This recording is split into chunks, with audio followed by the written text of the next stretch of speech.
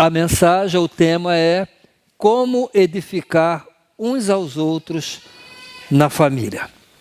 Como edificar uns aos outros na família, porque é uma mutualidade, edificar uns aos outros.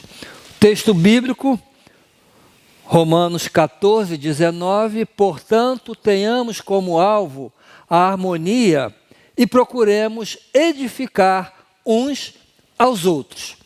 Essa carta de Paulo é a uma igreja, então ele está a referir-se à igreja, ao dever dos membros da igreja, dos irmãos, edificarem uns aos outros. Mas também podemos aplicar essa mutualidade à família. A palavra grega original usada aqui é oikodomê. Oikodomê literalmente significa o ato de construir ou edificação. Oikodomê. Metaforicamente, é quase sempre usada no Novo Testamento para referir-se ao crescimento e desenvolvimento espiritual dos crentes, a edificação dos crentes, né? O oikodomê dos crentes. Essa palavra grega, oikodomê, vem da raiz oikodomel, que é dividida ou é composta em duas partes. Oikos, que significa casa ou habitação, e domel, que significa construir, que é traduzido por construir. Portanto, o significado literal é construir uma casa. Construir uma casa. E aqui em Romanos 14, 19, Paulo está a instruir os crentes a buscar coisas que promovam a paz e a edificação mútua. O oikodomê mútuo refere-se ao fortalecimento e crescimento espiritual da comunidade cristã, da igreja. O foco está em ações e atitudes que ajudem os crentes a amadurecer em sua fé e no amor uns pelos outros. E eu vou então trazer essa mutualidade, edificar uns aos outros, para o contexto familiar, já que estamos no mês da família. Como podemos edificar o outro em nossa família? Como tu, esposa, pode edificar teu marido? Como o marido pode edificar a esposa? Como os pais podem edificar seus filhos? Como os filhos podem edificar seus pais? É importante saber isso. Eu tinha, na minha primeira igreja, um irmão, coitado, ele até tinha boa intenção, querendo educar o filho nos caminhos do Senhor. Mas como era ignorante, ele castigava o filho com a Bíblia. Está de castigo, vai decorar o Salmo número 100. E tinha ocasião que ele castigava o filho com pancadas da Bíblia na cabeça do filho. Agora me perguntem, qual foi o futuro desse menino? Desviou-se. Quando fez lá seus 18 anos, emancipou-se e pegou ódio da igreja, não quer saber de Bíblia, porque Bíblia para ele era uma vara que o castigava. Então, irmãos, temos que ser sábios na edificação da nossa família. Como o esposo pode edificar a esposa o esposo, não é a criticar, não é a acusar. Em primeiro lugar, podemos edificar uns aos outros na família a ser agentes da harmonia no lar. Ser agentes da harmonia no lar. Então a pergunta é, tu és agente de harmonia ou de desagregação na tua família? Tu és agente de harmonia ou de desagregação na tua família? Como ser um agente de harmonia no lar? Uma das coisas mais importantes para que sejas um agente de harmonia no teu lar é ter cuidado com o que falas ou escreves. Hoje, na época do WhatsApp, né? Na internet, a gente escreve muito, né? Cuidado com o que fala, com o que escreve. Muitas famílias estão a ser afetadas negativamente, a experimentar uma desagregação familiar pelo mau uso das redes sociais. Isso acontece na família, na igreja, em outros grupos, pelo mau uso das redes sociais. Então hoje nós temos sim desagregação familiar por mau uso. Então pensa duas vezes antes de falar ou escrever alguma coisa. Por exemplo, no grupo de WhatsApp da família. Observa o que a Bíblia diz lá em Tiago 3, de 2 a 5. Porque todos tropeçam em muitas coisas. Irmãos, todos tropeçam. Eu tropeço. Tiago aqui não isenta ninguém. Ele diz, todos tropeçam em muitas coisas.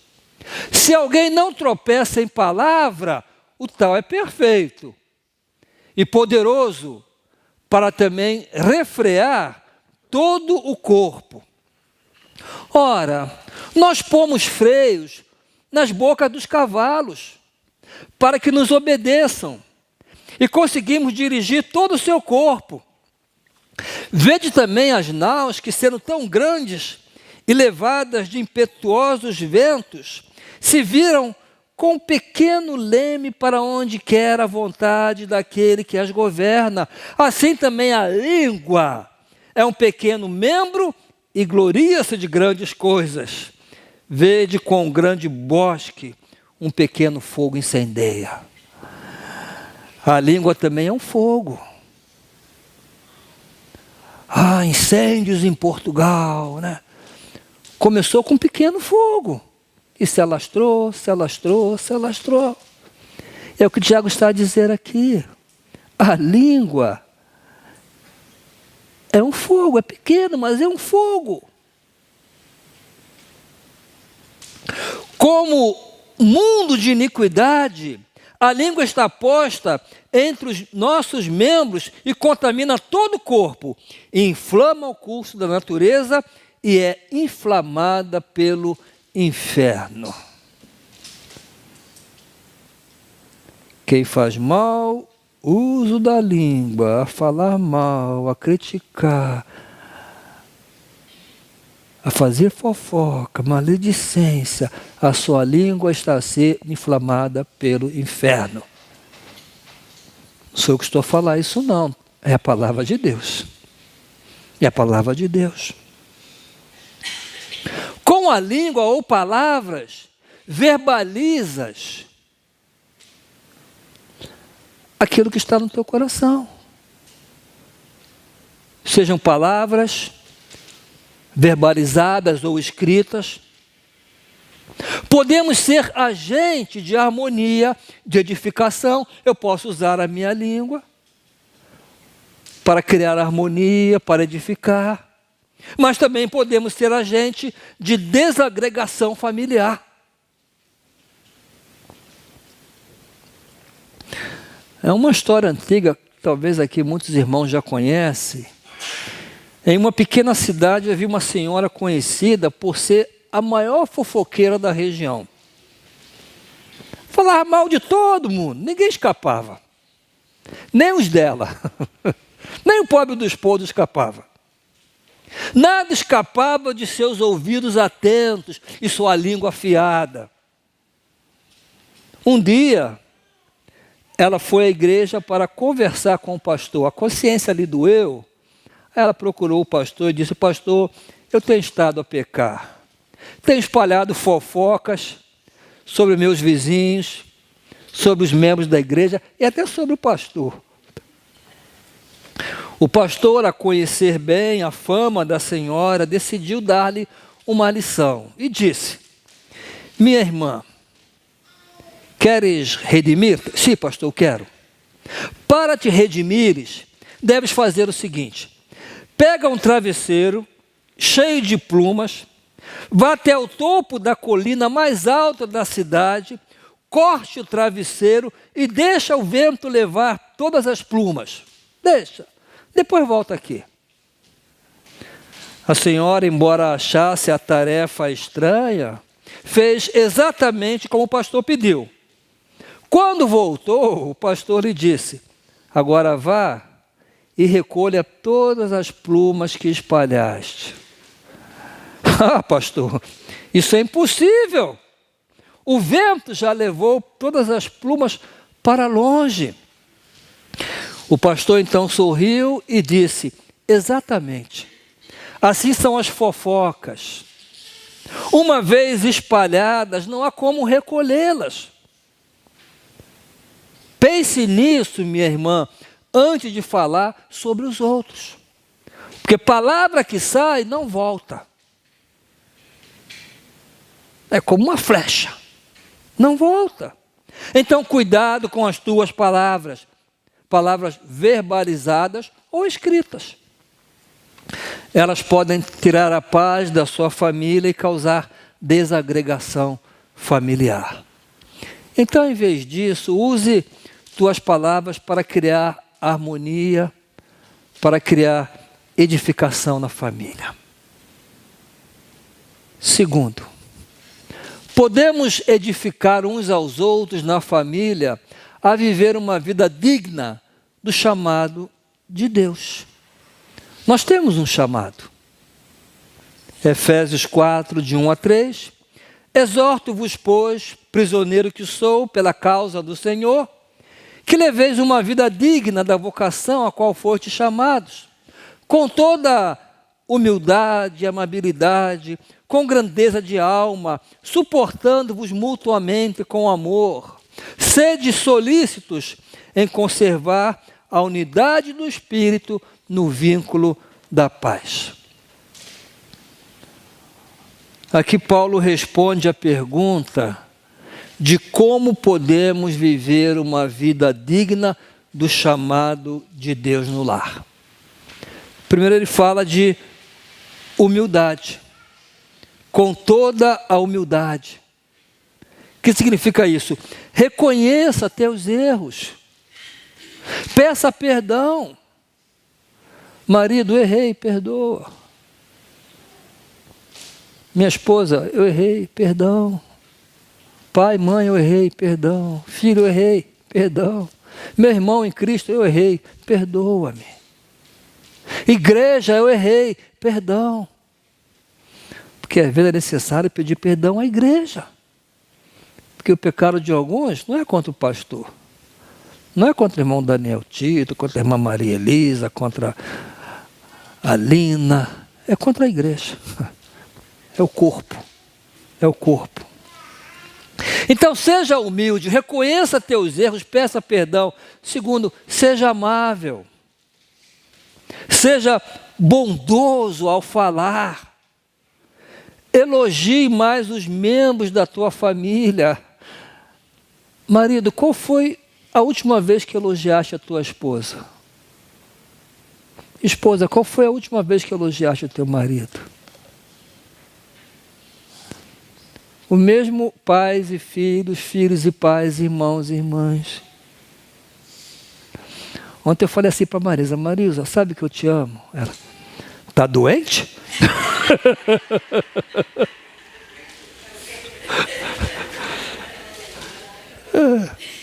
De vez em quando a gente tem que quebrar.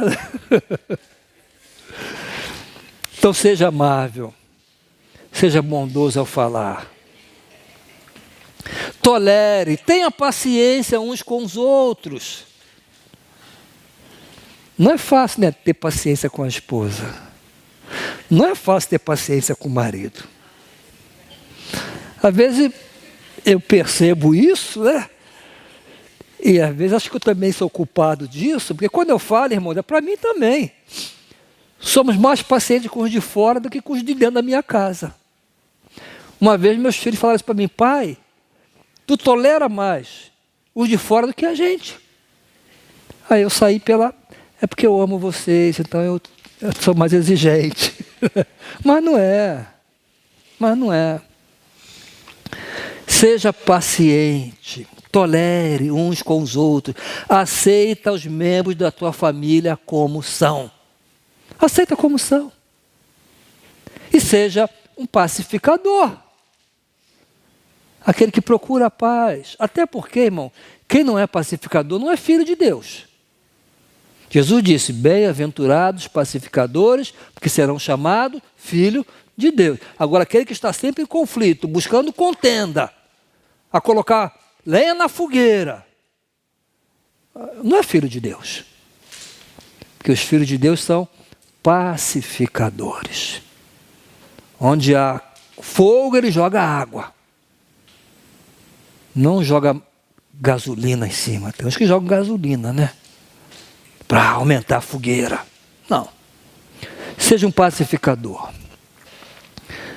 Então tem a pergunta: tens cultivado essas características no teu lar? Com teu cônjuge, com teus pais, com teus filhos? Humildade, amabilidade, tolerância e ser um pacificador. Formam colunas para vivermos a dignidade do chamado de Deus em nosso lar. Da maneira que eu viverei da forma digna com que fui chamado. A humildade, a amabilidade, tolerância, pacificador.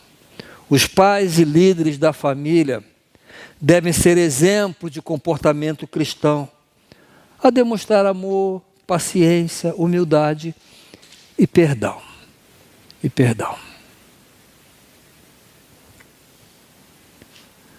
O meu filho Marcos, quando era adolescente, ele era muito travesso. Fez muita coisa.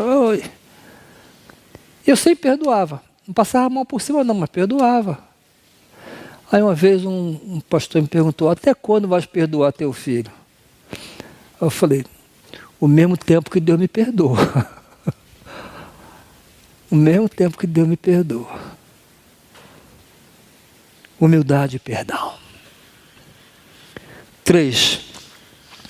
Podemos edificar uns aos outros na família, a incentivar o cultivo de uma espiritualidade sadia no lar. O culto doméstico, por exemplo.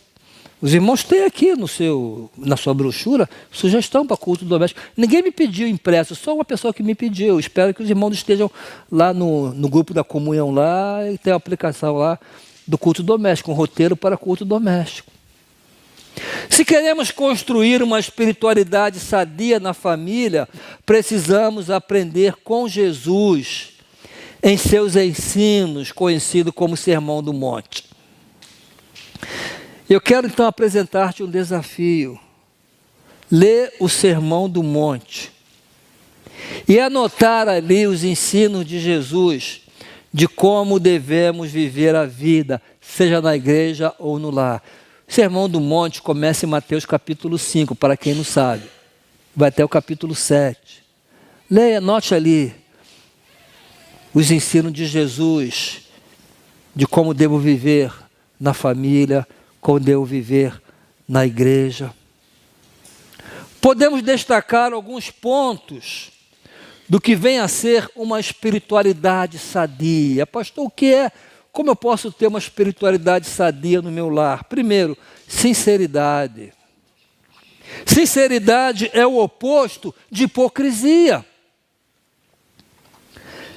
Nesta semana li um artigo em que o autor dizia que muitos filhos hoje estão a afastar-se da igreja porque não suportam ver hipocrisia na vida dos seus pais.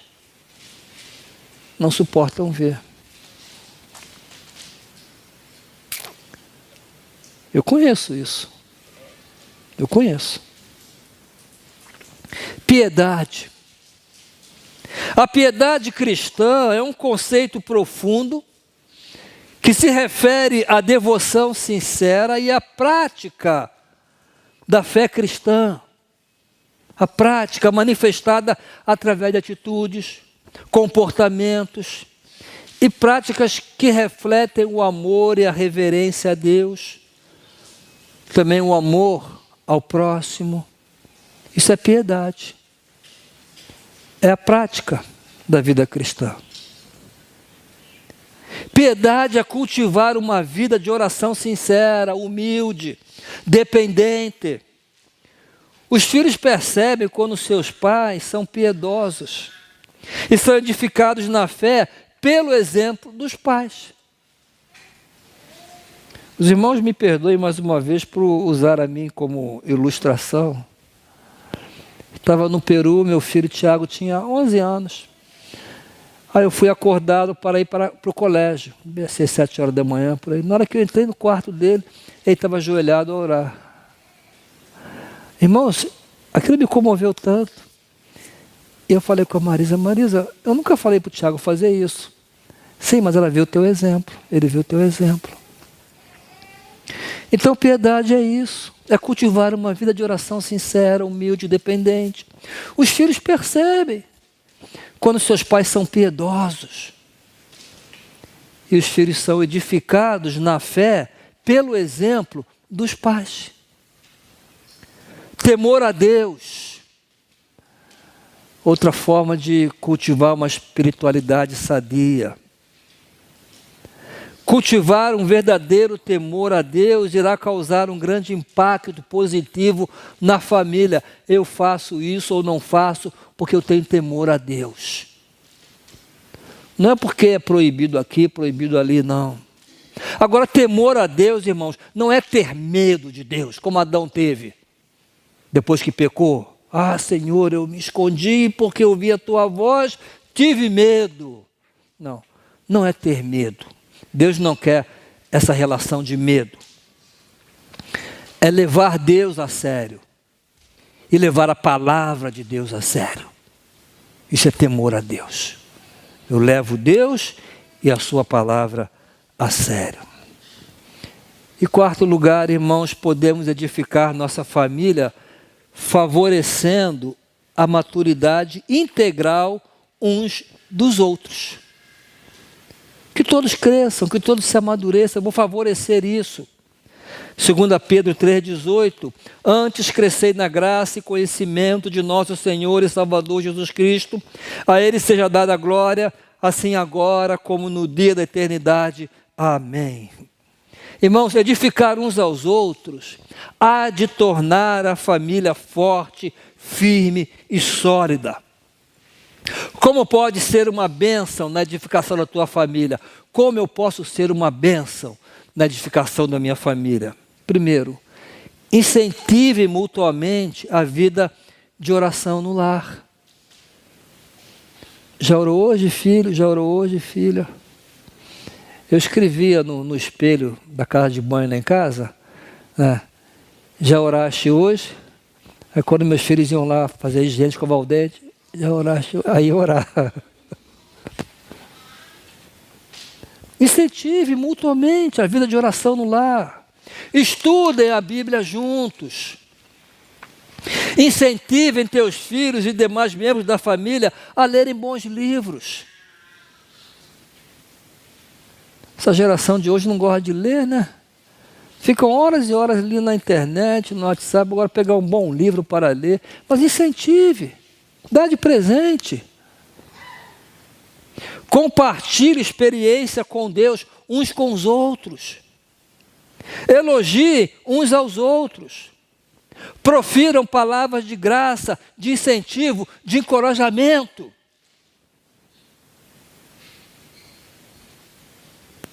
Nunca deixe de pedir a Deus sabedoria para usar tuas palavras e ações para edificar uns aos outros na família.